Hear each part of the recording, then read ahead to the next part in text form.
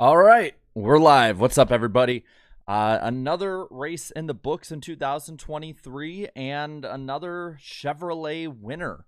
Let everybody file in here. Be sure to lick that like button while we have everybody kind of filing in right now. Thank you, Isaac, for that 199 super chat. How's that Byron 2023 prediction going? Well, he made the playoffs, and it's about what he should be expected to do. I honestly, I don't see. I mean, he won. Yes, take a victory lap, but this is what Byron should do in a Hendrick car. Now, in that vein, this is, in my opinion, the best race run in William Byron's career. I think that none of him falling back was really as much his fault as it was the crew or strategy. So I'm going to say this. Byron's on it. Now, he needs to continue to stay at this level this year because this is the level he should be at. He should be winning races, dominating, leading laps. And we saw last year, he ran pretty well earlier in the year and then fell off. We're going to need to see that consistent performance throughout the season like we saw today. But if he runs how we saw today on basically a weekly basis, he will be the championship contender that many of us think he can be. So, gotta say, there's a lot to talk about in this race. Not necessarily a good race. I'll explain more into that as we go. Andrew, thank you for the 2. Ferrari has GP2 engines. But looking in the chat right now, a lot of talk about the other races. NASCAR definitely had the probably the lowest key of event. Just not the greatest event overall for the race day of all 3 series, the major 3 series. Oh, baby, for the 5, that last caution was pop. The 10 car keeps going. Larson got shafted. I mean, the guy was sideways in front of our oncoming traffic. At first, I thought it was just a wall pop, but when they showed the actual replay, I can see why they would throw that. Now, if it was just a wall pop, then I can get being upset with it. But, I mean, there was smoke coming off him. He was sideways in front of the field and then was really slow off 4. So I can understand the call, even though I wasn't crazy about it being ended that way. But if I'm a Larson fan, yeah, I'm feeling a little hot after this race. It sucks. You were that close to victory. But definitely a return to form for Larson. I regret not picking any of the Hendrick guys because, as we'll go into in a moment, Hendrick was 1, 2, 3 today. Let's go into the finishing order of this race and see what we got here. So William Byron wins today after leading 175 of the 271 laps. After that, Kyle Larson second in the 1, 2, 3 finish. Then Alex Bowman is third. Fourth was Bubba Wallace and Christopher Bell up in the top 5. A 5th place run for the 20 after struggles earlier in the race. So good recovery for Bell in this one. I will get to that super chat in a moment. I have it up here, though. After that, we have Austin Cindric sneaking into a 6th place finish today. 6th place run for Austin Cindric. After Cindric, we have Martin Truex Jr. fell back to 7th with those worn out tires. Justin Haley sneaks into the top 10 with an 8th place run today. And then after that, Kevin Harvick in 9th, and Daniel Suarez will round out the top 10. After that, we got Denny Hamlin in 11th, Ross Chastain in 12th, then the 12 of Ryan Blaney 13th, Kyle Busch 14th, and Tyler Reddick 15th.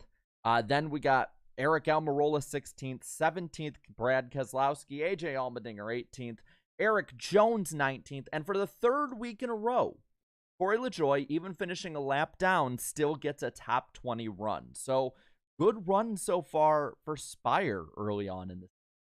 After that, then we have a lap down for the next couple here. Chris Buescher, 21st. Ty Gibbs, after a good qualifying run that they made sure to tell you about over and over again, fell like a rock and then finished 22nd after a very rough day. Rough day for the rookies all around. After that, we got Ryan Preece, 23rd. Ricky Stenhouse Jr., 24th. And Michael McDowell, 25th. Then 2 laps down was Harrison Burton in 26th position. And Austin Dillon, 27th. Chase Briscoe, 28th. Josh Berry in the 9 car, 29th. His first time in a next-gen car. We'll talk about Berry a little bit in a moment. And then Noah Gragson, 30th. 3 down for Todd Gilliland in 31st. 5 down for BJ McLeod in 32nd. Then these two here, 33rd and 34th, were 6 laps down in JJ Yaley and Ty Dillon. Cody Ware, 35th. 12 laps off the pace. I think he had some engine issues today. They were under the hood a little bit, according to some of the reporting at the track. And then the only car out of the race today, after crashing and breaking a toe link, Joey Logano. The Pennzoil Ford finishing last in the Pennzoil 400. Thank you to everybody who's watching right now as we close in on 450. I'll read some of these super chats. And while I'm doing that, I'll put the unofficial results up at the top of the screen. That way you guys can see where your favorite driver would finish. So let's pop those on right now for the 2023 Pennzoil 400. If you see anyone that's misspelled or anyone out of place, or if I put the wrong driver in because I'm remembering the 2022 rides, let me know in the chat. I'm going to get these super chats for a moment, and then we're going to go into the race breakdown and see what we got for today. Hello, FR for 2. Why did Dale Jr. overhype Josh Berry? Hendrick top 3. So Josh Berry in his first run in the number 9 car today finishes 29th, 2 laps off the pace. Was definitely off of those top 3 guys at Hendrick. Now, he's been put in an odd position. I had said, I think yesterday, that I would say he should be expected to run that kind of 10th to 15th, top 20 definitely. So I'll say kind of disappointing. I would think the speed would be there to not be 2 laps down. But at the same time, they do bring up it was his first time in a next gen. It's a, really quick turnaround. Wasn't expecting to drive it. Full Xfinity weekend. So I can kind of understand why he didn't run too well. I'll give him a bit of a pass just because, let's be real. It's definitely a different circumstance than any of the other drivers in the garage were going through. But he should be expected to perform better than this going forward. And I still think he should have been better than 29th. I'm looking at some of the guys who outran him today. And, you have all but one of the Stewart-Haas cars, Harrison Burton, a struggling McDowell, Stenhouse. So it's not a great showing overall. Train 420, who won? That would be William Byron in the number 24 Raptor car. So good. Again, William Byron, this is what I expect out of William Byron. This is what he was hyped up to be. This is how he should be running, and he's living up to that. So, well-deserved win. Best car, best driver, best race of his career. But I'm going to agree with Cousin Rowdy here. For a lot of this race was a snoozer. And I think it was just very much that there was not much intrigue outside of restarts. Let's go into the breakdown of this race. Starting out with stage 1. 10 laps into this race, Joey Logano was leading it. But that was about the last we'd see of Joey Logano up front as William Byron passes him, and he just set sail. Other than green flag pit stops, I really can't remember much of what Joey Logano was doing all day. Joey Logano was a non-factor for most of the day, just slowly but surely falling back as it went. And then, I talked about Gibbs. He dropped like a rock, had some speeding penalties, same as he had speeding penalties the same as Noah Gragson. Just a rough day for the rookies, gotta say. So very, very difficult. And then for those, really quick, I see when's the next NWP episode. It'll be up at the top. So letting you know that now, Wednesday night, Danny B Talks channel. But then looking through, not much happened until green flag pit stops. That's when we saw the rookie speed, as well as the 34 of McDowell. And then William Byron started what ended up being a max points day, which will definitely help him out in the regular season standings.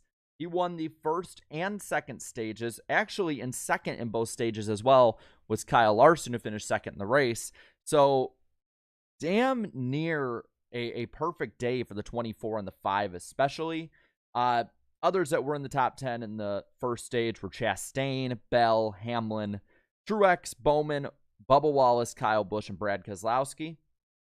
The only thing really to talk about in stage 2 is they had green flag pit stops. There's a little passing here and there.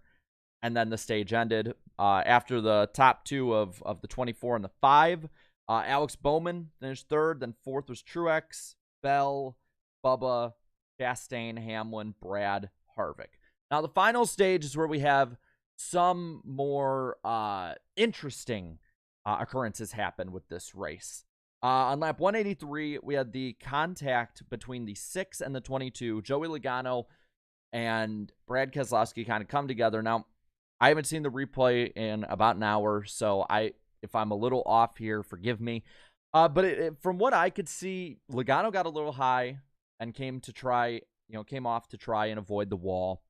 And Keselowski, was drifting up the track a bit because being in the middle 3 wide with Kyle Busch below him, you lose the air on the car a little bit. I saw it as a bit of a racing incident personally.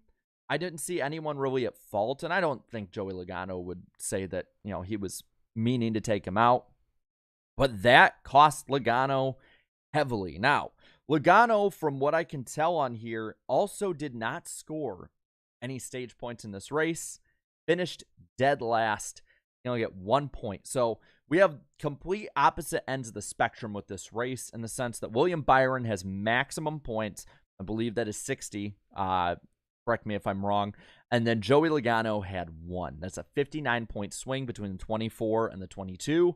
And luckily for Logano, it's early in the season because that would definitely influence the way the regular season standings would go, which do offer a lot of those playoff points throughout the season.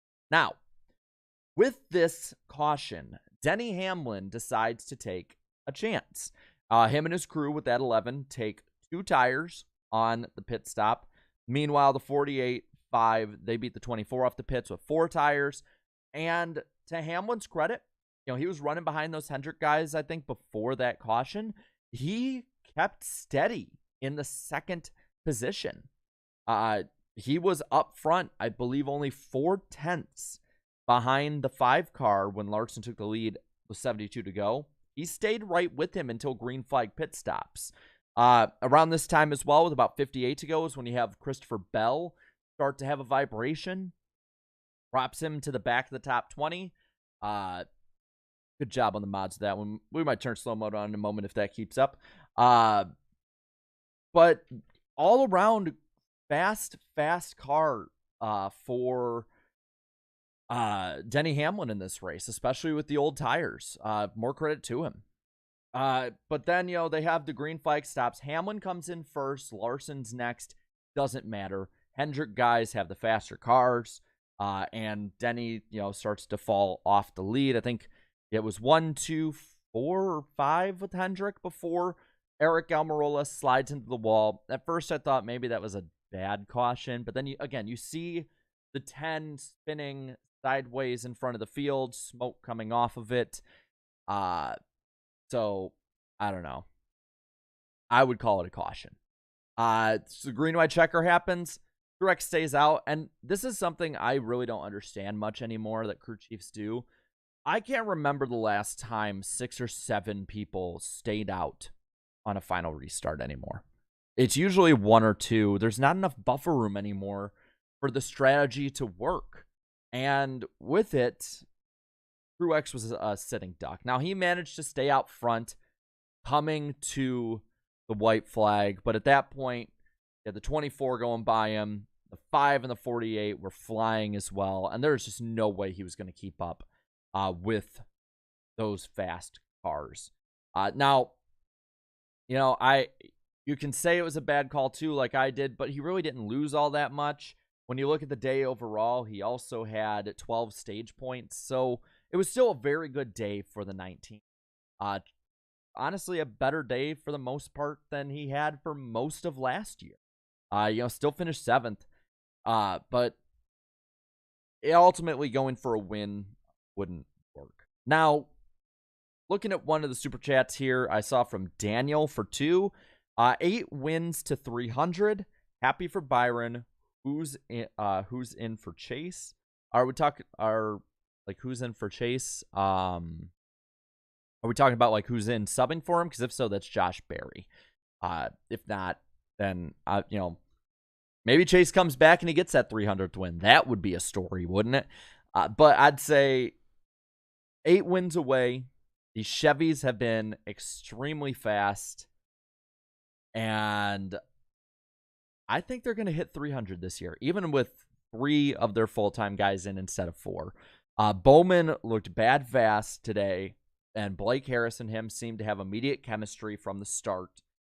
Kyle Larson's Kyle Larson. And if William Byron keeps up like this is the William Byron I've been expecting for the last 6 years. So if William Byron keeps up at this clip with the other 2 running how they're running, 300 by the playoffs could be possible, honestly. I mean, Larson's good at the road courses, and Hendrick all around is good at the intermediates. Today was a very good test of just how good these guys would be throughout the season. Las Vegas, for me, is like that first big test to see who really is that good. So let's see. What else do you guys want to talk about in here? We'll talk about really quick some of the stuff coming up this week. On Tuesday, I'll be on IDK Players channel, co-commentating the 3rd race of the NR Cup Series from Darlington. Going to be really fun. We got 34 currently in the championship battle still, with 8 races to go in the season. Granted, we're 2 races in, but still, a lot of volatility could still happen in the points. And then Wednesday, we're on Danny B Talks channel, March 8th at 8 p.m. Eastern Standard Time. Danny B Talks channel for the NASCAR Weekly Podcast. Going to be a lot of fun looking at this race, looking maybe at some updates on Chase Elliott, possibly, and then looking forward to Phoenix. But looking at this race overall, some stats to tell you about on this one. 271 laps were run of the schedule of 267. This race took 2 hours, 52 minutes, and 6 seconds to run. Though I would say without stages or the green-white checker, this race probably would have been around 2 hours and 25, 2 hours, 30 minutes. A very quick race, not many cautions, not much incident altogether. There were 13 lead changes among 8 drivers and only 5 cautions, 2 of which were for the stage breaks. Now, looking in the chat here, who will fill in for the 9 at Phoenix and beyond? I'd probably still have Barry, honestly, until announced otherwise. But something else to talk about here for the first 3 races this year between JTG, RCR, and HMS. We now have 3 straight Hendrick Motorsports victories. Or not Hendrick Motorsports, Chevrolet victories. Misspoke. My bad. Chevrolet has won the first 3 races this year. So there is that. Now, I see people talking about it. Fox, their coverage. Let's go into the Fox coverage because I think we're going to talk about this all the way until the first bye week in June. The coverage overall, I thought, was okay for Fox standards. There were a lot of cautions, or not cautions, commercials. A lot of commercials.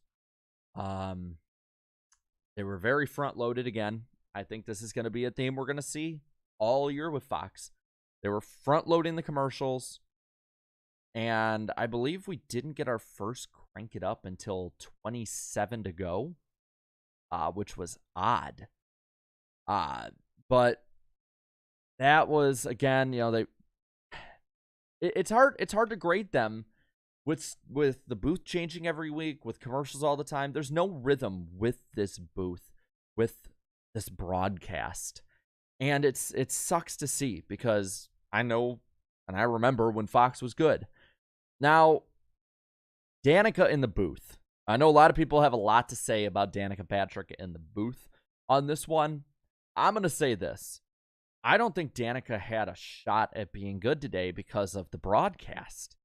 Danica would try and explain something, and either the broadcast itself, like when they had the Toyota cutaway sponsor segment that was scripted into the broadcast, would pop up, they'd cut her off.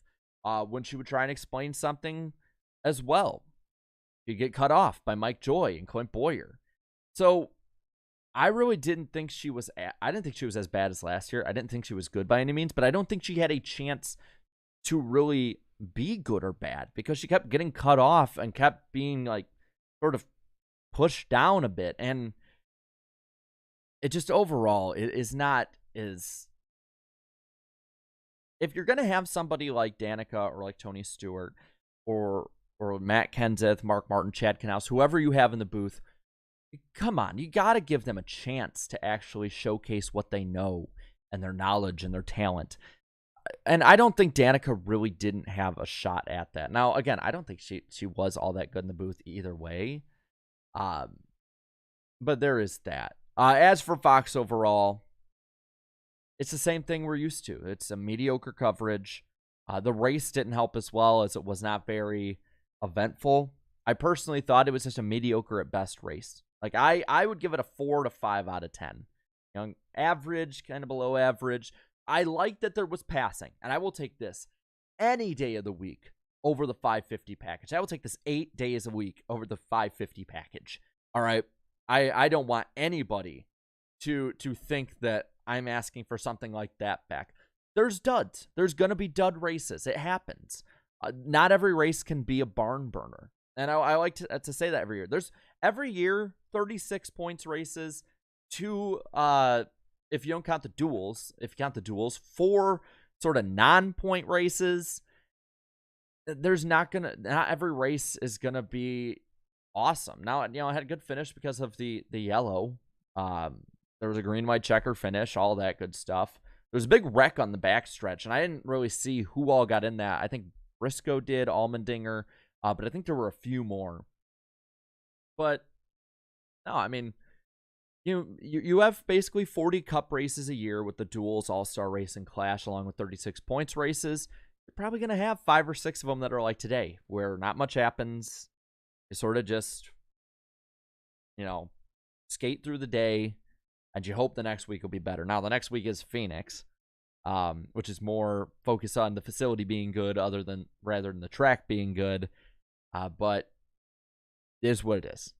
I can't really say too much more because nothing necessarily happened that made this race horrible, but there was nothing that can make me say this was a good race, if that makes much sense. Now, speaking of, you want to give your thoughts on it and have it read off on Wednesday night on the podcast, the poll on my community tab is up right now. I'd like to see what the update looks like on this thing. By the way, how's my mic quality sound? I was tinkering with some stuff over the last 2 days, trying to make sure everything stayed all together well. So if you can let me know how it is, I want to make sure that it's good on your end. Because if it's good on your end, it's good on my end.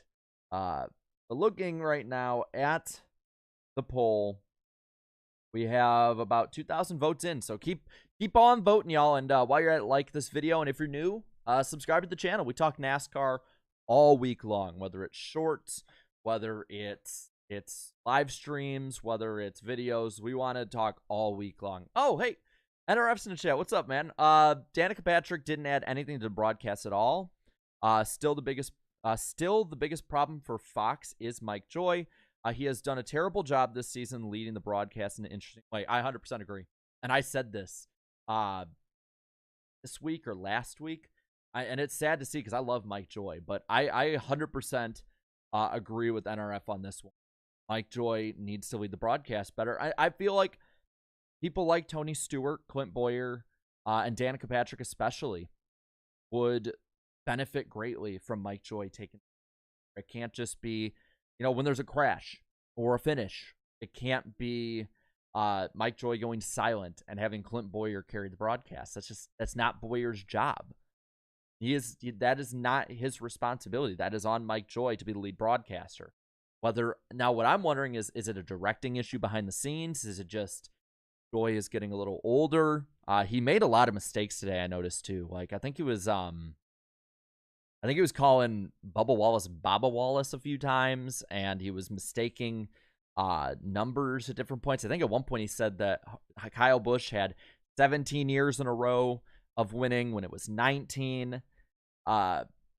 So I do think he's losing his edge. But I think that for now, and maybe you want to find somebody else on the radio side to fill in after the fact. But I think put Adam Alexander up there with Kevin Harvick and Jamie McMurray.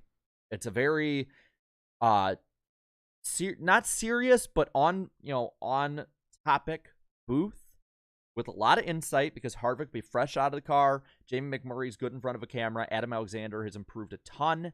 And put Mike Joy in what Ken Squire's role was at the end of the CBS run, and then for Daytona 500 with Fox early on, in a Hollywood hotel type of setting, a pre-race setting. Mike Joy still, when he has a bit of a script with him and can make that kind of script on his own and add to it, that is his strength, and they need to play to his strength. I want Fox to make this broadcast good, because if Fox's broadcast isn't good, and we're talking about this more than a race itself, even if the race was then we're having issues, and it's not good for those who are coming in for the first time. I want to thank MVR owner in the chat for posting the link to the poll as well.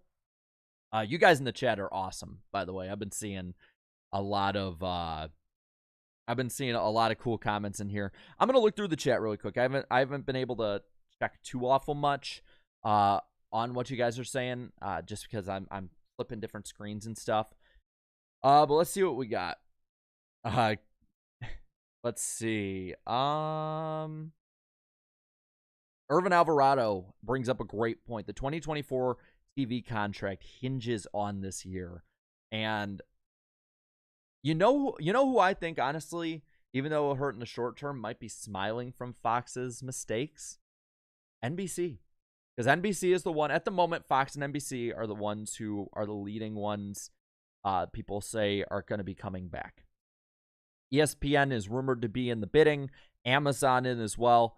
So I think NBC, Amazon, ESPN, they're looking at Fox kind of screwing the pooch here on this one. Watching ratings probably dwindle because of that, because I know there's a lot of people who just stopped watching the race and went on Twitch and watched the international feed that was being pirated there. So they're looking at this and saying, wow, our race with a NASCAR may be lower than we thought it would be. We might not have to pay as much, because why would we pay as much for less viewership on a product?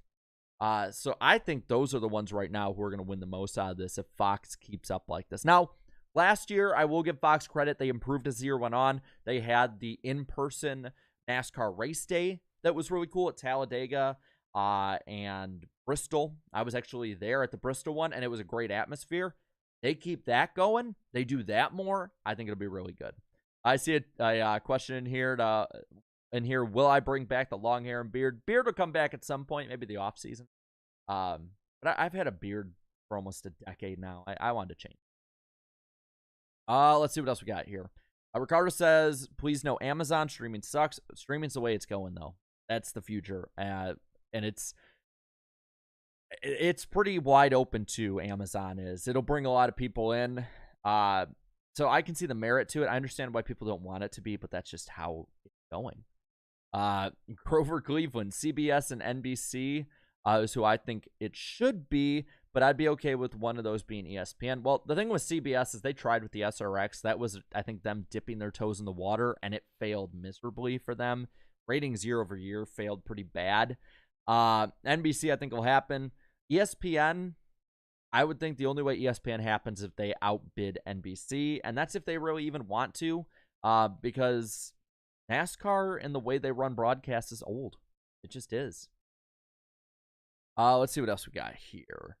Montana says, imagine IDK player in the booth. I'd love that, because dude keeps the energy up. I say from co-commentating with him, that man's a pistol. He's on it, man.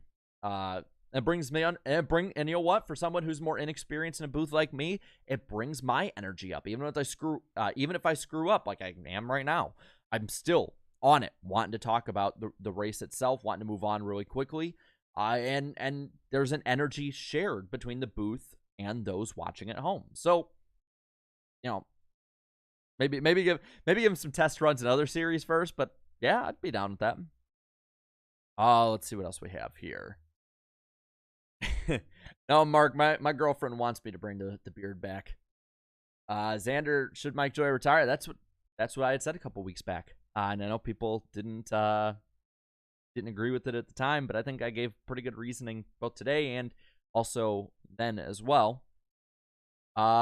Free says that was setting up for a great finish. Byron was catching Larson, and they threw the caution for nothing. Again, Almirola spun. There was smoke coming off him. He was in front of the field sideways. I get why they did. Now, they threw it quick. But I get why they did it. I'm not gonna say that it was like, I'm not gonna say it was like the All-Star race last year where a car briefly got into the dust marbles near the wall and it was BS. But I understand why people are upset with it. Oh my gosh, these were Noah Coleman early Final Four predictions: Bubba Wallace, Austin Haley, Kyle Harvick, and Joey Logano. Those are some of the screw-ups I think I saw. Napa Racing Fan 927. Fox is not getting Alan Bestwick for play-by-play. Keep dreaming. No. I think he's still at CBS, I want to say. Spencer says, I love this race. Was less than 3 hours long. It was pretty quick despite the overtime. Yeah. And despite the stage cautions. You take the stage breaks out. You just keep racing. This race is probably 2 hours, 25 minutes long, maybe 2:30. Which would help a lot of people who say don't shorten races, just take away unneeded cautions. And maybe even, at some places like super speedways, maybe overtime. Will England says Fox needs NASCAR more than NASCAR needs Fox. I can see Fox overbidding again. Yes, Fox may overbid, but the second half of the schedule, that's what's up in the air because Fox can't keep NASCAR through NFL season unless you want the championship race in Talladega and Daytona on FS1 and FS2.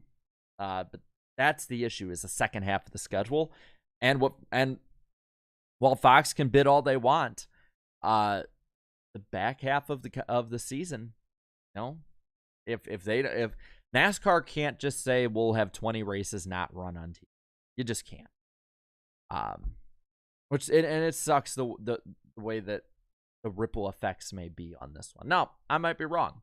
But it's going to be interesting to see if ratings stay down this week and onwards over last year, which again, last year I think was the most watched season since like 2019 or 2017, one or the other. So it's going to be interesting. It's going to be very interesting, and maybe not in the way that us NASCAR fans would want it to be. By the way, click that like button. We are still going strong here. And again, I will read any point of the chat, but if you want comments read, either leave it on the poll on my community tab or leave a super chat. Those are the only way that I'll at least see your comment, or tonight talk about it with the other one. But I'm going to keep looking in here for a little bit before we wrap this up. This is honestly the earliest I think I've done a stream this year for like any of the post-race ones. I will remind you guys that next week we have a doubleheader at Phoenix. Saturday we have the Xfinity Series race, and Sunday the Cup race. We will be live. At the moment, we are planning to be live after both of those races. Going to be a lot of fun. If there's internet issues, we'll keep you updated. But click that like button. We're sitting here around 600. It's a lot of fun seeing y'all in here. I know a lot of people had a lot of fun with the F1 IndyCar races. IndyCar, I saw cars flying, just like the Cup race. Let's see. MVR, I know Jarrett reads our comments when he goes to sleep. I do just scroll through them in bed on the community tab after a Sunday night and a Monday night. Most of the comments come in then. I'm more than willing to tell you what it's like behind the scenes on the YouTube side. So, Spencer, let's see, says, and need to remind you that one of the World Baseball Classic games will be in Phoenix next week. So, if you're a baseball fan, there's that. Dixon says, oh my God, these names are funny as hell. I'm not going to read that, actually. But then I will give you credit. The names are interesting to look at. NASCAR Kid 48 brings up a good point. 2 airborne cars in the IndyCar race today. I saw the first one, and I heard about the second one. But yeah. Let's see. Yeah, whatever you're curious about, ask. I mean, the worst I can say is, that I won't be The worst I can say is I won't be, able to answer something. So I'm gonna ask. Let's see. I'll ask this. Because we were talking about TV so much. Let's do a poll. For talking about the TV side. So who do you want most for the second half of the broadcasting? Now I won't add CBS because CBS cannot cover NASCAR and football simultaneously unless we have a problem. GP laps, yeah, use IndyCar. The IndyCar race was IndyCar race was an absolute banger. I heard a lot of people had a lot of fun. I think from what I heard, racing quality wise, IndyCar won the week. Which doesn't surprise me because honestly, IndyCar is really fun. I was busy before the race, so I wasn't able to watch it. But I do on YouTube TV. They let you record whatever you want, and you have no limit to your DVR. So I'll just record that and then watch it later in the week. So let's see, NBC, ESPN, old Bezos. All right, there you go. There's a poll. I like having polls. I see a lot of people saying NBC. Answer me now, poll. Again, another reminder for you guys. Later this week, NR Cup Series on IDK Players channel at Darlington. We're using Gen 6 cars, 400-mile race. Going to be a lot of fun. Going to be a war of attrition in that one. A lot more different than the Daytona and Atlanta races we had before. Last week, we had a three-way battle for the win. And, and by the way, those asking for ABC, that's ESPN. But we had a three-way battle for the win. Was amazing. We didn't know who the winner was in the last corner. Awesome. But you know what? Darlington is Darlington. It's going to be a lot of fun. We could have a 100-some lap run turn into a dash at the end, 2-lap dash. And like I said before, we have 34 currently within one race at the points lead after 2 races, but only 8 races remaining. So gonna be a lot of fun.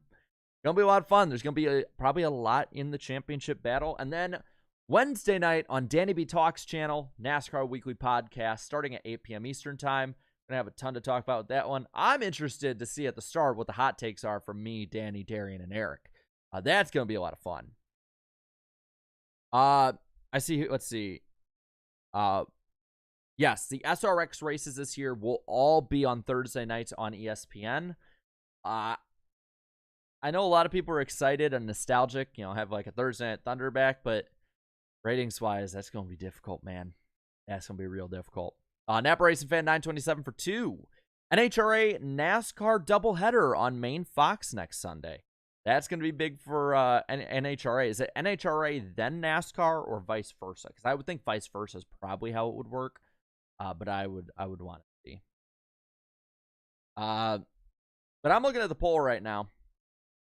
And after almost 200 votes, NBC is pulled away with a 78% clip, 13% to ESPN, and 9% to Bezos underpaying people. So there is that. Anthony asking, do you think Bubba will get a win this year? I think he'll get multiple personally. As long as 2311 keeps up the speed at the intermediates and Bubba's a good super speedway driver, I think that they have plenty. Okay, so it's NHRA, then NASCAR. Okay, good to know. It's hard to keep up with all the racing series. It's hard enough keeping up with all 3 of the top NASCAR series, let alone IndyCar, F1, NHRA with all that. And the thing is, I have a calendar with all of these dates, and it's still like it's difficult. But I'll try and watch some NHRA before that. I don't get to watch it as much as I would like, but I do enjoy it. I actually let me see on my end. I won't be able to show it on screen. But I'll let you know 2 races I'm confirmed to go to is the All-Star race. I'll be going right after I run a marathon in Montana the day before. That'll be fun. And then I'll be at Kansas in September. But NHRA-wise, I might try to go to the season finale out in Sonoma, California. So for those NHRA fans, if you guys are going to be out there, maybe I'll show up to that one. let's see what else we have. Do you think Bowman can get a win this year? And then follows that up with, he seems to be lagging a bit of speed behind the other three. I don't think he's lagging any speed. Like, I really don't think so. Lou, I'm just getting louder. Honestly, it's not my mic. I'm just getting louder. Plus, I have a compressor that tries to change it based on my voice too, that I'm still working out the kinks on. But again, if anyone in the chat, if you have an issue with, I gotta say the names are definitely they're definitely interesting. I'll give you that one. But yeah, I might be going out to NHRA. I don't know. I'm keeping an eye on other racing series. Also looking at Snowball Derby, maybe 10 Cup races, maybe 3 or 4 IndyCar races. I looked at going to F1, but I like having some money in my bank account. And the way I see it, F1 in America isn't for me. It's for rich people to buy into. At least when it comes to being at the track. And it sucks to see because I would love to go to an F1 race to experience it. But it outprices people like me. And I saved up a ton of money, and I would not drop the amount of money that they're asking for tickets. The amount that I could spend to go with one F1 race, I could probably extrapolate that out to go into a couple NASCAR races, a couple IndyCar races, a lot of short track races. So it's difficult. And again, I'm not the biggest F1 fan. I tried watching it. I didn't get into it. It's just not my thing. But I would love to experience it in person. The way that I tell people to go to a NASCAR race, it's different in person, and people will love it. And usually they do. I've been told the same thing about F1 races, but I can't go to an F1 race. You know, like if I can afford it, I'm not going to go to a race like that. Especially if I really can't cover it there. Let's see what else. Allie says, I'm going to a Supercross race, the Jersey one. And GP Laps bringing up, I went to the F1 race in Montreal in 2008, and even then it was expensive. That's what sucks about it, man. All right, well, we are going to probably end this baby out tonight, just because it's starting to get a little out of control. But we'll bring up the super chat here from Hunter for 5, please, not ESPN. I already deal with ESPN Plus games in NHL, and they don't seem to take the NHL seriously. So why would they take NASCAR seriously? That's the question. If NASCAR can't bring in the ratings, they're not gonna cover it seriously. They can cover it seriously back in the 2000s. And ESPN, you know, the deal they have with F1 is like it is just perfect for both parties. It is a lot of ways lightning in a bottle. You know, say what you want about F1, say what you want about ESPN, but the deal they have in America right now is perfect. It is lightning in a bottle. Oh man. But no, I mean I think that about covers it all, man. But we're gonna get out of here tonight. And cover it. By the way, some of these people we'll have taken off the channel, and I'll be sure to do that. But we'll have next week. We'll definitely be having probably a subscriber only mode on this one. But be sure to subscribe if you haven't already. And I would love to see what you guys think going through the rest of the season. We're gonna be any race I'm not at the track, I'm gonna be streaming after the fact. So thank you guys. It was a ton of fun today. And I will see you through the week. Be sure to watch the podcast Wednesday and our Cup series on Tuesday. Videos through the week and post-race streams on the weekends. But thank you guys so much for watching. Have a good night.